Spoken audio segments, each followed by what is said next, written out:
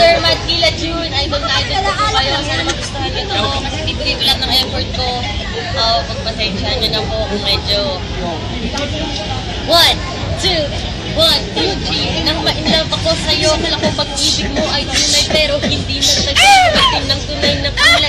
Yung kilay mo, lagi umiminta, pero sabi ng pera ang iyong nawagda. Para kang... Feeling mo po talagang bye-bye, don't tell me lie. Bakit mo ako laging dinideny? O nandun sa cam, wala man lang reputation. Mahilig ka mga leksyon, binali wala aking attention.